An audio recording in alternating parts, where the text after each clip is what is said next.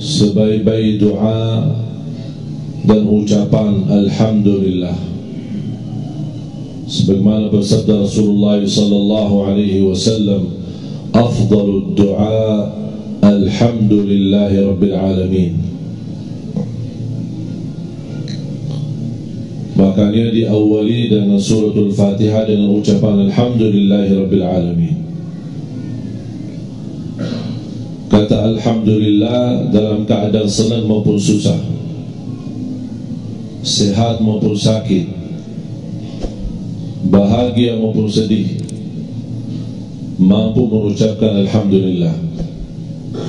Saat senang barangkali mudah mengucapkan alhamdulillah, tapi saat kesulitan itu yang sulit mengucapkan alhamdulillah. Apalagi saat diuji oleh Allah subhanahu wa ta'ala. Makanya biasakan diri mengucapkan alhamdulillah dalam keadaan apa saja, karena ini termasuk perkataan yang indah. Bahkan ucapan alhamdulillahi rabbil alamin mewakili semua pujian-pujian, perkataan-perkataan yang terindah, yang barangkali kita tidak mampu ungkapkannya kepada Allah. Ada satu kata mewakili semua pujian, alhamdulillahi rabbil alamin. Segala puji bagi Allah subhanahu wa ta'ala. Maka Rasulullah SAW bersabda, afdalud du'a alhamdulillahi rabbil alamin. Dan selalu doa kita diawali dengan alhamdulillahi rabbil alamin. Karena doa ada dua macam, sebagaimana di suratul Fatihah. Doa ibadah, yang kedua doa masalah.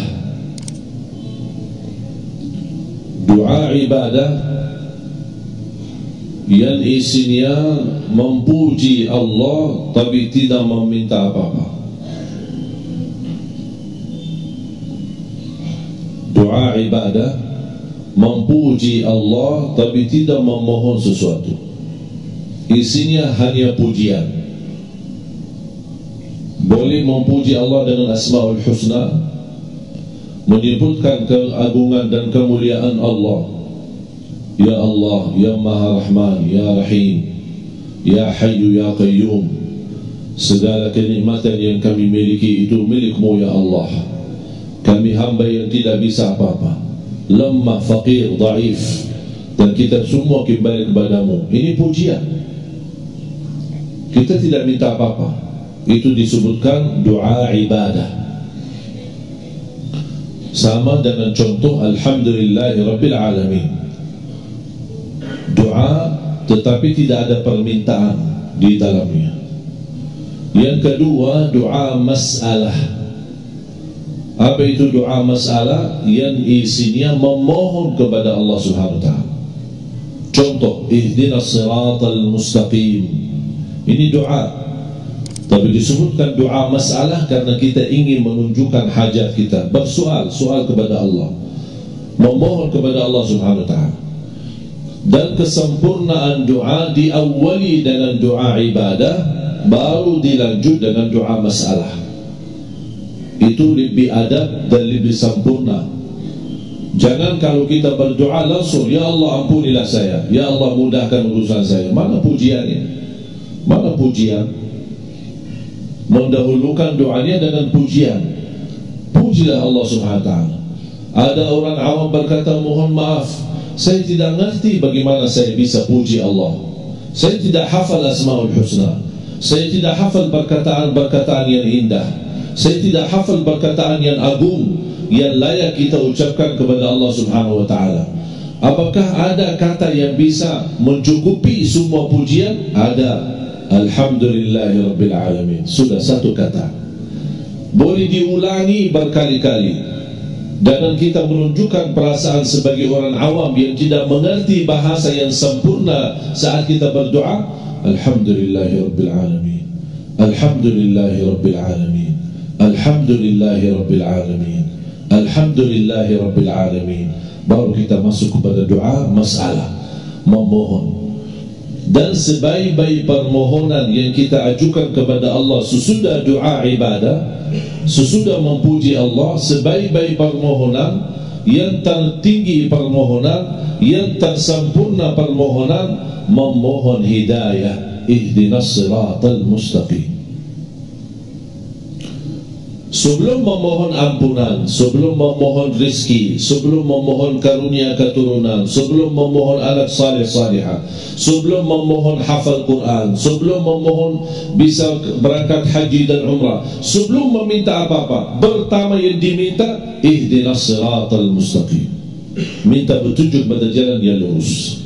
Karena makna daripada ihdinas siratal mustaqim bukan hanya dalam hal agama, tapi kita minta petunjuk sama Allah kepada jalan yang lurus dalam segala hal.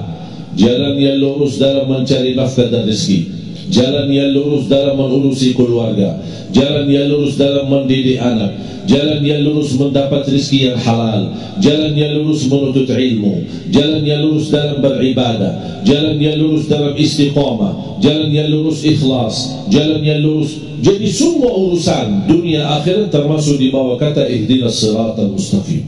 Artinya apa? Kita minta yang terbaik, yang tersempurna dan yang terlurus dari Allah Subhanahu wa taala. Para nabi saja meminta hidayah sama Allah, apalagi kita. Para salihin awliya meminta hidayah sama Allah, apalagi kita. Makanya suratul Fatihah ini 17 kali minimal kita baca dalam salat fardu, dan setiap kali itu kita minta ihdinas siratal mustaqim. Saat kita baca suratul Fatihah dan melawal atau membaca ayat ini ihdinas siratal mustaqim, hidupkan hati ini merasakan hajatmu agar Allah kabulkan. Pasti masing-masing ada hajat. Ihdinas siratal mustaqim, biar hati yang mengungkapkan hajatnya, minta sesuatu ya Allah, berilah yang terbaik ya Allah melalui ihdinas siratal mustaqim.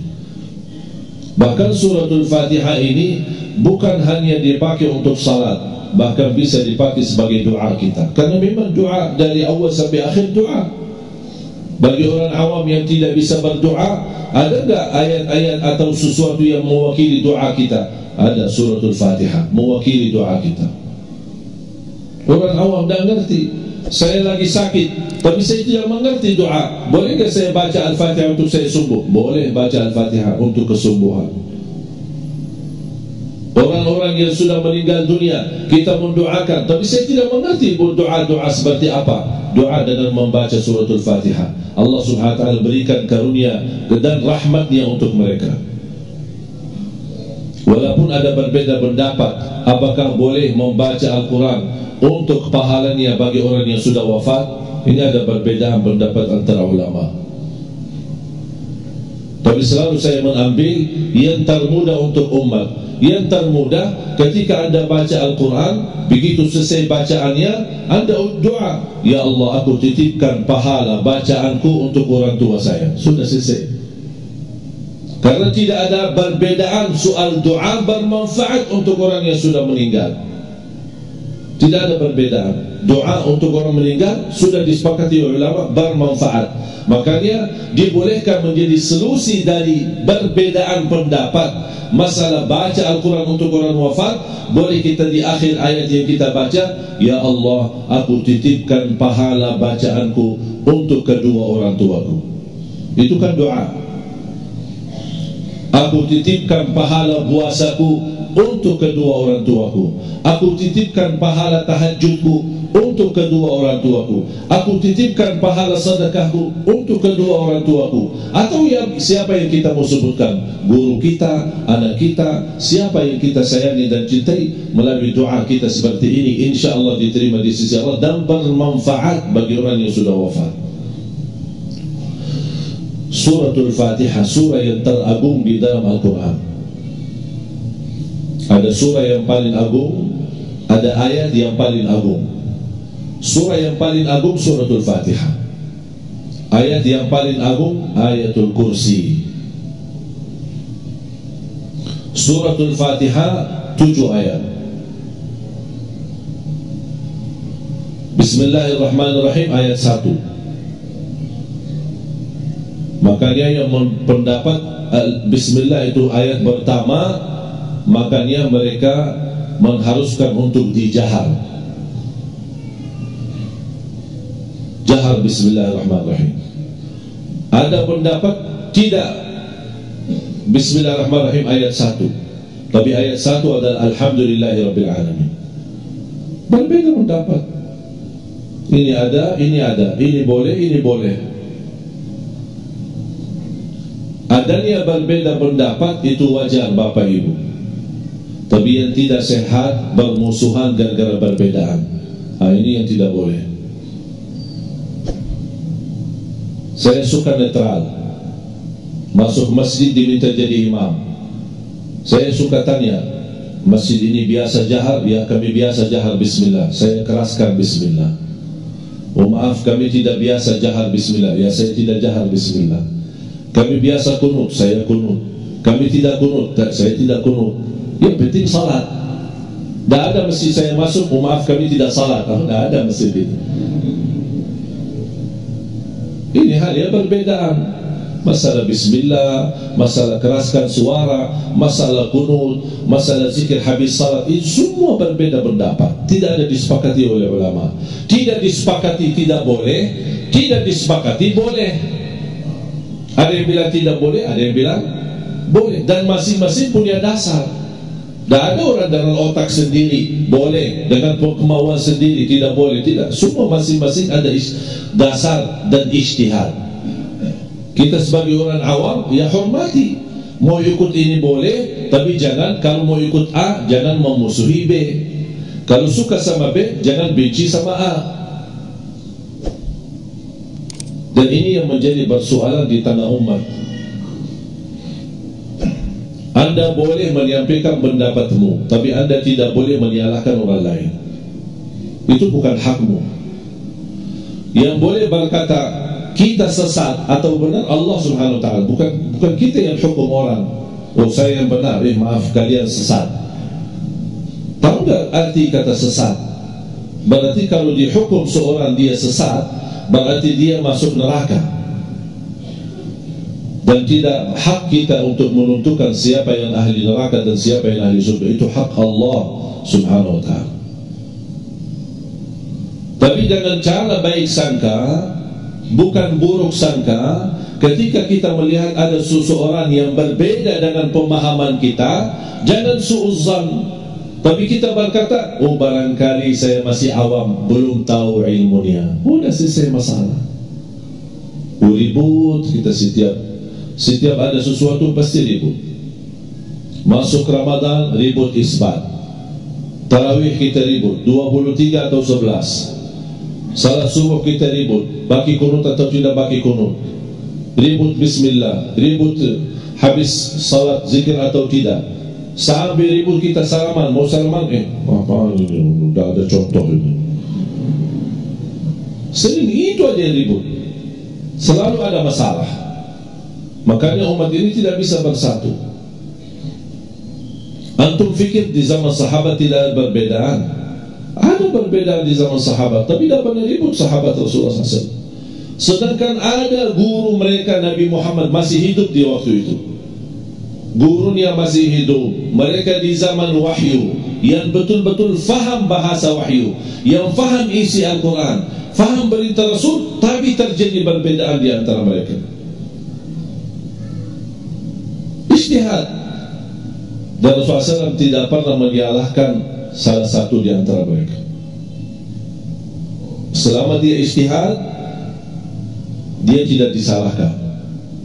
Bahkan Rasulullah SAW bersabda, kalau dia ijtihad dan benar, dia dapat 2 pahala. Kalau ijtihad salah, dia dapat 1 pahala. Bukan dosa. Dan alhamdulillah di tengah kita masih ada banyak ulama pewaris Nabi. Dan jangan harap ada satu saat seluruh ulama umat Islam bersatu dengan satu pandangan dan satu fahaman. Tidak bisa. Kenapa tidak bisa? Karena itu melawan sunnatullah. Sunnatullah harus ada perbedaan. Laki perempuan, pagi malam, bulan matahari, tidak bisa. Tak bisa. Tapi dengan adanya berbeda, bisa enggak kita bersatu? Bisa bersatu. Bertanya saya, ada perbedaan antara Imam Maliki sama Syafi'i tidak? Ada. Imam Syafi'i murid Imam Maliki, muridnya bertahun-tahun. Imam Syafi'i belajar sama Imam Maliki. Begitu selesai belajar, dia bikin mazhab sendiri. Pernah enggak antum baca di buku Imam Maliki atau dengar Imam Maliki berkata Imam Syafi'i sesat? Tak pernah. Dan Imam Syafi'i pun menyampaikan pendapatnya, tidak pernah selama ini ternyata saya salah berguru. Tak pernah ngomong begitu. Bisa jadi dalil yang sampai kepada Imam Maliki belum tentu sampai ke Imam Syafi'i. Bisa jadi dalil yang sampai ke Imam Syafi'i belum tentu sampai ke Imam Maliki. Ijtihad. Kira-kira sumber agama Imam Maliki apa? Quran? Betul? Imam Syafi'i sumber agamanya apa? Quran juga? Atau ada kitab lain? Sama. Ini Quran, ini Quran. Tapi kenapa bisa terjadi perbedaan? Bukan beda Quran, tapi beda memahami isi Al-Quran. Dan pemahaman itu yang tidak bisa dibersatukan. Dan bisa. Apa yang saya sampaikan sekarang, saya yakin 100% tidak mungkin semua terima. Ada sebagian terima, ada sebagian, oh ini bisa diterima, masuk akal. Ini, oh maaf, saya tidak bisa terima. Ya beda pandangan, beda otak. Masa saya harus maksa semua harus sama dengan otak saya? Tidak bisa. Ada yang lebih besar ilmunya, ada yang lebih banyak belajar daripada saya, ada yang lebih banyak membaca buku daripada saya, punya pandangan yang lebih luas, punya pandangan yang lebih besar, punya pandangan yang berbeda. Ada yang lebih senior, ada yang lebih tua, ada yang lebih pengalaman. Ini semua berpengaruh. Imam Syafi'i saja, jangankan beda sama Imam Maliki gurunya, dia punya dua mazhab. Disebutkan mazhab yang lama sama mazhab baru. Dua mazhab Imam Syafi'i sendiri, dua pendapat. Kenapa kok bisa punya dua pendapat? Ketika dia hidup di Irak, kemudian pindah ke Mesir, beda lagi mazhabnya. Karena ternyata suasana dan kebiasaan di Irak beda sama di Mesir. Makanya beda. Dia itu menunjukkan apa? Bukan Imam Syafi'i tidak konsisten, justru Imam Syafi'i saking luas ilmunya, dia mampu menyesuaikan keadaan tertentu. Saya yakin kalau Imam Syafi'i masih ada dan datang ke Indonesia, ada mazhab yang ketiga yang bisa disesuaikan untuk orang Indonesia. Dan bisa disamakan orang Arab sama Indonesia. Arab punya budaya, Indonesia punya budaya. Ada orang berkata, maaf Syekh, Islam itu kan satu. Mau di Arab, mau di Indonesia, Islam itu satu. Ya kami tahu Islam itu satu. Tapi memahami Islam itu bisa satu enggak? Tidak bisa. Tidak bisa. Terpengaruhi budaya juga. Saya kasih contoh sederhana perbedaan antara Arab sama Indonesia. Kalau kita di Indonesia menghormati ulama, ngapain? Kalau salaman sama ulama, salah satu tanda menghormati ulama apa? Cium tangan. Ini kan budaya Indonesia, kebiasaan. Kalau di Arab Saudi mana boleh? Tak boleh. Bahkan ada yang terlalu ketat masalah ini. Tak boleh sujud karena sujud hanya lillahi ta'ala, sujud karena Allah, bukan sujud untuk makhluk. Dianggap syirik. Salaman sama guru saja, tak boleh. Boleh saja salaman sama orang tua saya, selain itu tak boleh. Bahkan ada yang menganggap haram. Budaya. Tapi apa yang berlaku budaya di Arab? Kalau hormati seorang ulama mau salaman, malah cium kepalanya. Kira-kira kalau kita ketemu kiai yang lebih senior dan tua, gimana? Apalagi dia tinggi, kita pendek, gimana caranya? Ayo coba deh, coba gimana? Megang kepalanya kan dah sopan, betul kan? Kalau di Arab justru tanda kehormatan cium kepala. Megang kepala raja, tidak apa-apa, hormat. Raja tidak suka salaman sama disalam tangannya, dicium tangannya. Raja tidak suka. Bahkan pernah kemarin membuat pengumuman surat keputusan tidak boleh cium tangan raja kecuali keluarga raja sendiri, keponakannya, saudaranya, tapi kalau soal kepala tidak pernah ada larangan. Ya, besok bisa jadi besok ada keputusan di Indonesia jangan menyentuh kepala kiai. Ya, bisa saja. Kalau mau salaman tangan atau tidak usah. Ini kan beda budaya. Gara-gara beda budaya bisa menjadi beda hukum yang berlaku. Ini yang harus kita fahami. Dan bisa dipersatukan masalah kebiasaan dan kebudayaan antara bangsa dan negara, seperti Arab sama Indonesia. Rasulullah SAW ketika memerintahkan Mu'adz bin Jabal untuk ke Yaman, apa kata Rasulullah SAW? Menwasiatkan, innaka ta'ti qauma ahli kitab, kamu akan datangi ahli kitab. Coba arahan Rasulullah apa? Ajaklah mereka yang pertama kepada kalimah la ilaha illallah Muhammadur Rasulullah. Kalau mereka taati, baru sampaikan kepada mereka ada 5 waktu salat. Artinya apa? Kalau mereka belum taati kalimah la ilaha illallah Muhammadur Rasulullah, tidak usah bahas soal salat, tidak usah bahas.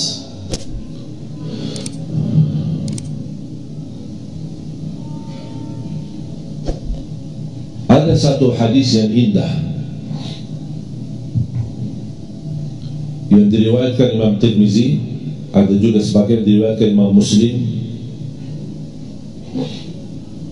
Suratul Fatihah ini isinya berdialog sama Allah. Saya paling nikmati baca suratul Fatihah dalam salat maupun di luar salat. Kalau saya lagi santai duduk habis salat subuh, wirid saya baca Al-Fatihah sebanyak-banyaknya sampai terbit matahari. Apa saya baca? Al-Fatihah saja, mengulangi berkali-kali. Wirid saya, wirid zikir, doa. Ada orang suka wirid la ilaha illallah, ada orang suka wirid salawat, ada orang suka wirid istighfar, ada orang suka wiridnya baca Quran. Saya wirid saya baca Al-Fatihah. Dahsyat baca Al-Fatihah, menyembuhkan penyakit, mengabulkan hajat, mengangkat derajat, menenangkan hati, memberikan kemudahan, membawa cahaya dalam hati dan kehidupan. Berkahnya luar biasa suratul Fatihah. Memiliki banyak nama. Al-Fatihah, Ummul Quran, Ummul Kitab, Asy-Syafiyah, Al-Waqiyah, Ar-Raqiyah, Al-Kafiyah. Luar biasa, banyak nama-nama suratul Fatihah. Ulama berkata, kalau ada sesuatu yang memiliki nama yang banyak, itu tanda sesuatu itu sangat agung di sisi Allah. Al-Fatihah. Tidak sah salat kita tanpa suratul Fatihah. Al-Fatihah rukun, tidak bisa diganti dengan sujud sahwi kalau kita lupa suratul Fatihah. Jadi jamaah sekalian dimuliakan Allah Subhanahu wa taala, hadis ini sangat indah, menunjukkan Al-Fatihah itu adalah berdialog dengan Allah, berbicara sama Allah SWT. Setiap kita baca satu ayat, Allah jawab. Baca ayat yang kedua, Allah jawab.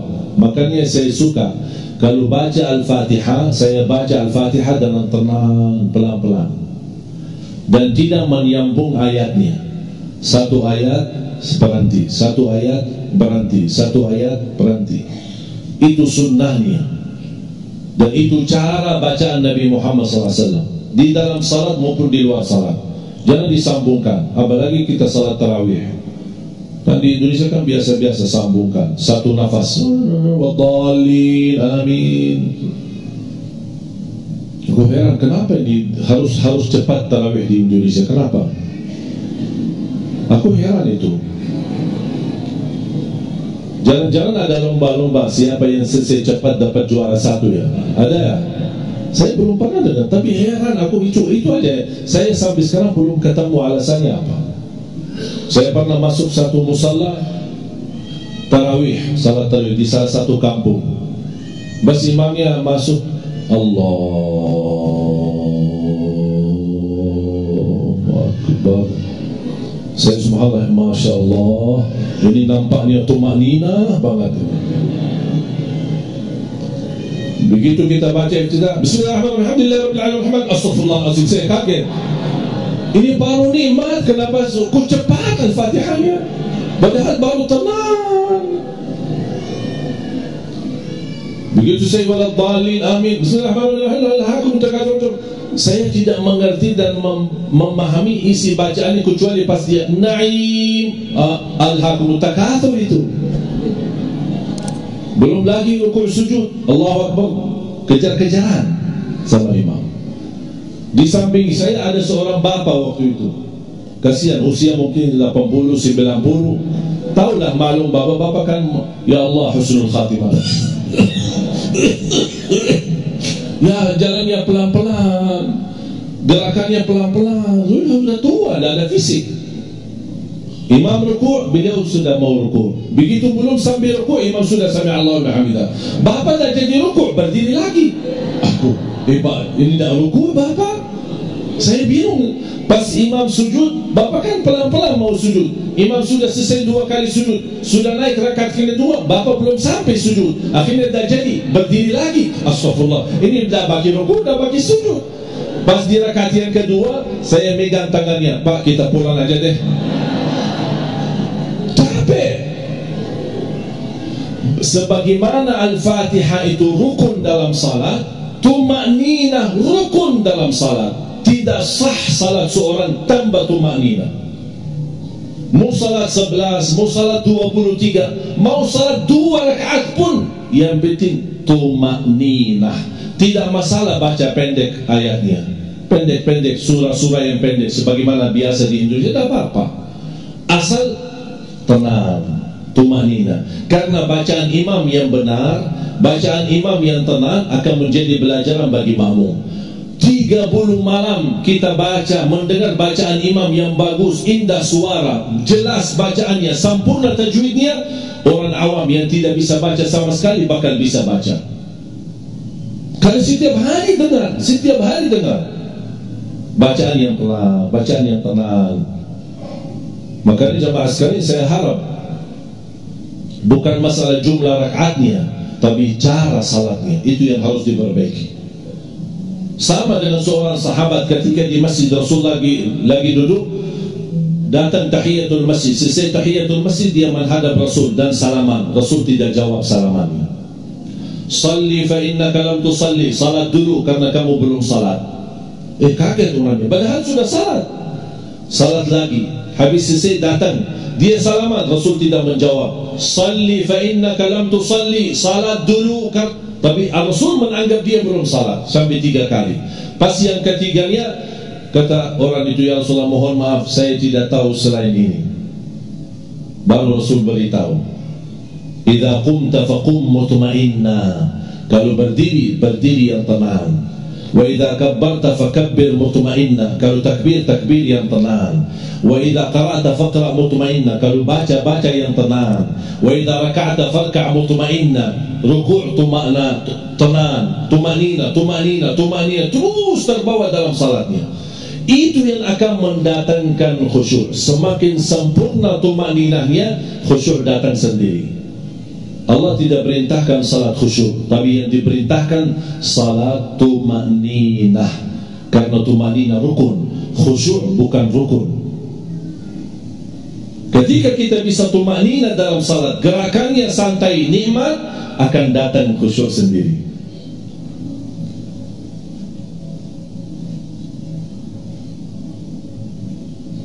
Sering kita duduk di masjid, ada orang belakangan datang tahiyatul masjid. Saya duduk di samping saya, ada orang tahiyatul masjid.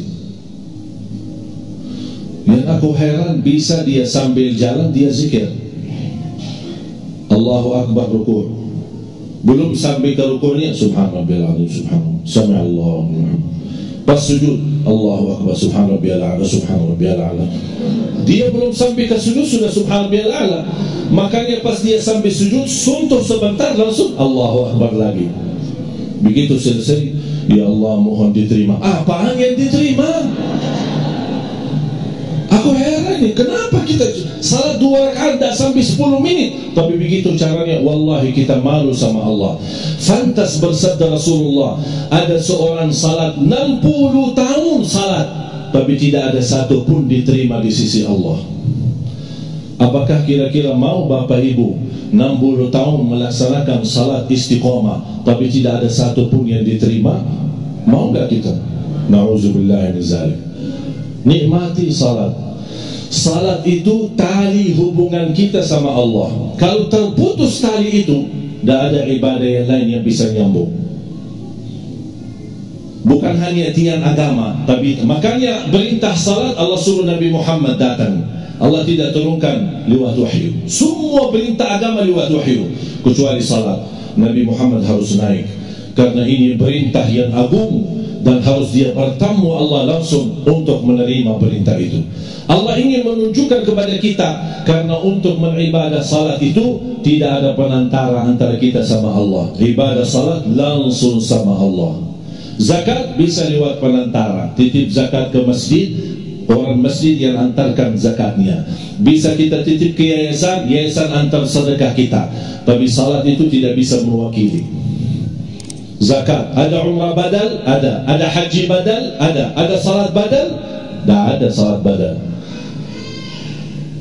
Masa kita datang kepada orang habib atau syekh atau ustaz atau kiai, maaf kiai saya lagi tidak enak badan, boleh Pak Kiai wakili saya salat. Kalau ada orang datang kepada saya jawab nanti, oh saya kalau mau salat tak bisa, tapi kalau mau disalati saya bisa. Nah, disalati insya Allah bisa. Salat tidak bisa mewakili. Satu-satunya ibadah harus dilaksanakan, dan satu-satunya ibadah tidak bisa ditinggalkan apapun alasannya, kecuali kalau terjadi 2 hal: murtad, kafir, sudah keluar dari Islam, sudah tidak ada wajib salat. Yang kedua, paham ini? Apa? Kalau sudah begini, udah tidak ada wajib salat. Makanya saya sering kalau datang ke masjid melihat anak-anak muda lagi nongkrong di luar, tidak mau masuk ke masjid, dia bilang, ayo salat. Dia tidak respon, tidak jawab. Oh maaf ya. Assalamualaikum. Mungkin dia begini.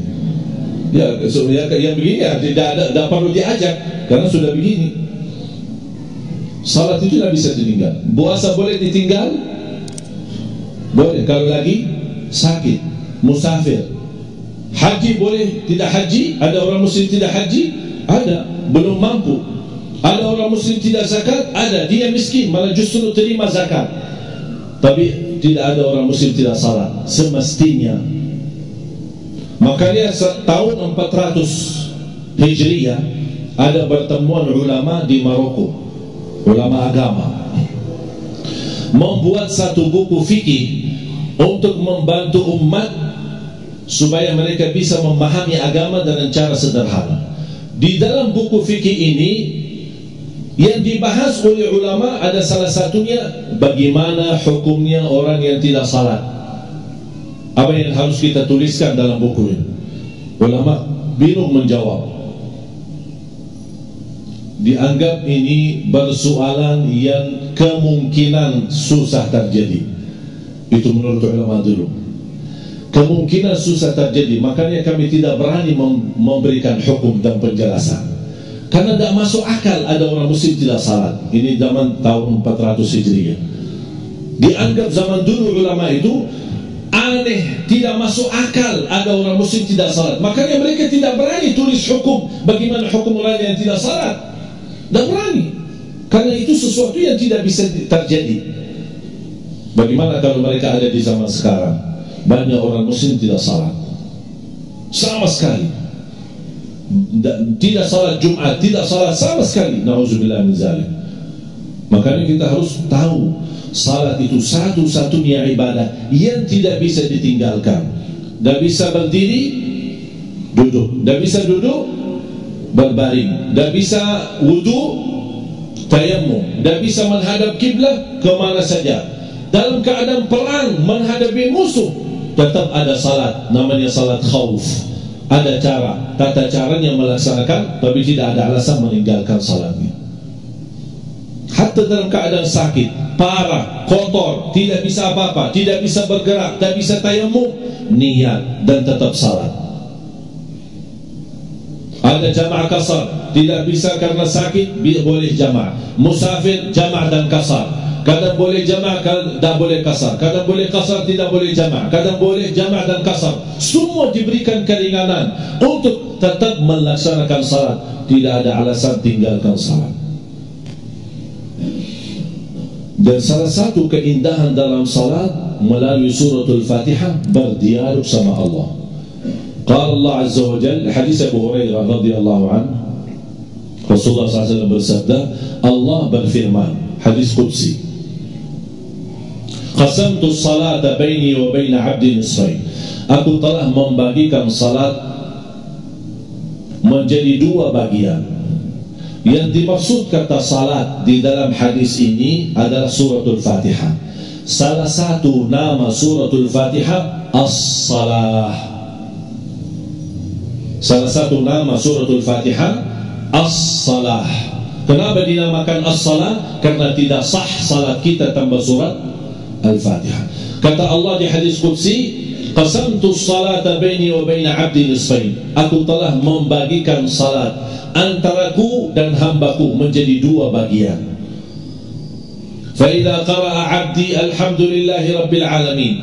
Kalau hambaku mengucapkan alhamdulillahi rabbil alamin, qala Allah hamadani 'abdi. Allah jawab, hambaku telah memujiku. Faiza qara 'abdi ar-Rahmanir Rahim. Kalau hamba membaca Ar-Rahmanir Rahim, Allah jawab, hambaku 'abdi athna 'alayya 'abdi. Hambaku telah memuji dan mengagungkanku. Ketika dia lanjut, qala Allah, faiza qara 'abdi maliki yaumiddin, qala Allah majjadani 'abdi. Kalau hambaku membaca Maliki Yaumiddin, Allah jawab, hambaku telah mengagungkanku. Jadi yang pertama, Allah memuji, dipuji oleh Allah SWT. Alhamdulillah Rabbil Alamin, hambaku telah memujiku. Ar-Rahmanir Rahim, hambaku telah memuliakanku. Maliki Yaumiddin, hambaku telah mengagungkanku. Iyyaka na'budu wa iyyaka nasta'in. Allah jawab, ini antaraku dan hambaku, dan apapun yang dia minta aku berikan. Subhanallah. Begitu dia Allah jawab, dia langsung minta apa? Ihdinas siratal mustaqim. Allah jawab apa? Ini untuk hambaku dan aku ijabah. Siratal ladzina an'amta 'alaihim ghairil maghdubi 'alaihim waladdallin. Allah tetap menjawab, ini untuk hambaku dan aku ijabah. Allah jawab kita. Amin. Apa artinya amin? Allahumma stajib. Ya Allah, mohon diterima. Allah jawab, aku terima. Indah suratul Fatihah ini.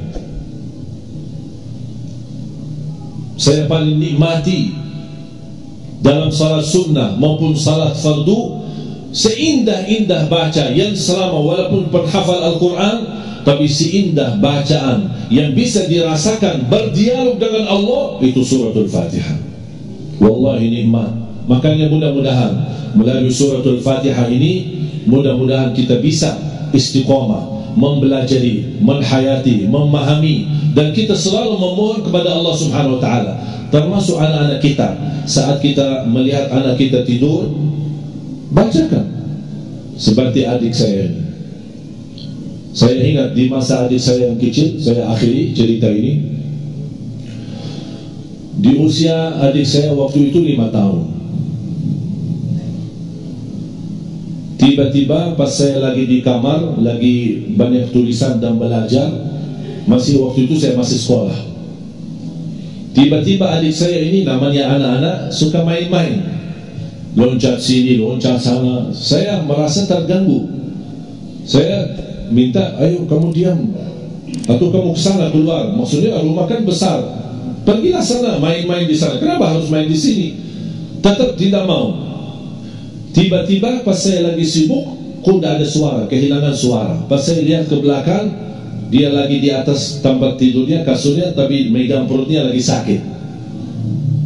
Saya jujur saja, dibisikkan hati saya, alhamdulillah sakit, biar diam.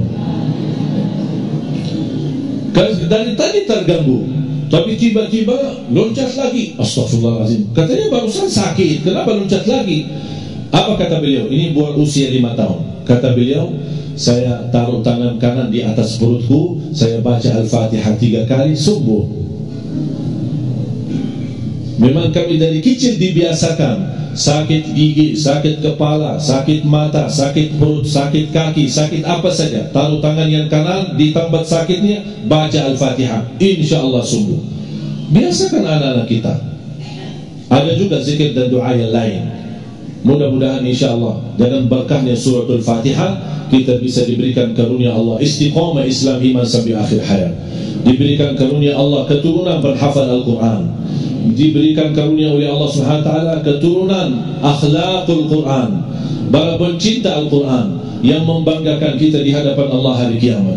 Ya Allah, saya mohon untuk semua jamaah yang hadir, jadikan kami semua keluarga Al-Quran, penghafal Al-Quran, berakhlaqul Quran, yang mendapatkan syafaatnya Al-Quran, meninggal di saat membaca Al-Quran, mendapatkan husnul khatimah. Ya Rabbal Alamin, Ya Allah, Ya Arhamar Rahimin, atas izinmu kami bersama-sama kumpul di masjid ini. Berilah kepada kami kemuliaan, sama-sama bertemu kembali di dalam surgamu ya Allah, bersama Nabi Muhammad SAW.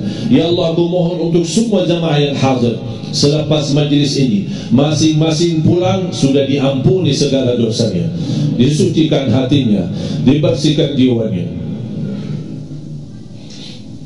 diselamatkan setiap langkah-langkahnya, dikabulkan segala hajatnya. Ya Allah, berkahi rezeki kami, panjangkan umur kami, berikan kemudahan bisa ke tanah suci, haji dan umrah, dan ziarah Nabi Muhammad sallallahu alaihi wasallam. Ya Allah, Ya Rabbal Alamin, Ya Allah, ampunilah kedua orang tua kami. Kami tidak mampu membalas dan tidak akan mampu membalas kebaikan kedua orang tua kami. Ya Allah, jadikan orang tua kami mulia di sisimu dunia akhirat. Ighfir lil muslimina wal muslimat wal mu'minina wal mu'minat al ahya'i minhum wal amwat. Ya Allah, lindungilah negeri kami Indonesia, lindungilah negeri kami Indonesia, jauhkan negeri kami Indonesia dari segala bala dan musibah. Berilah kepada negeri kami ya Allah pemimpin yang takwa, pemimpin yang benar-benar mencintai agamamu, benar-benar mencintai ulama, benar-benar mencintai rakyatnya, dan memperdulikan kebaikan untuk rakyatnya dan jalal wal ikram. Jadikan negeri kami Indonesia baldatun tayyibatun wa rabbun ghafur birahmatika ya arhamar rahimin. Rabbana atina fid dunya hasanah wa fil akhirati hasanah wa qina adzaban nar. Wa sallallahu ala sayyidina wa nabiyina Muhammad wa ala alihi wa sahbihi wa baraka wa sallam. Walhamdulillahi rabbil alamin. Subhanakallahumma wa bihamdik, asyhadu an la ilaha illa anta, astaghfiruka wa atubu ilaik. Wassalamu alaikum warahmatullahi wabarakatuh.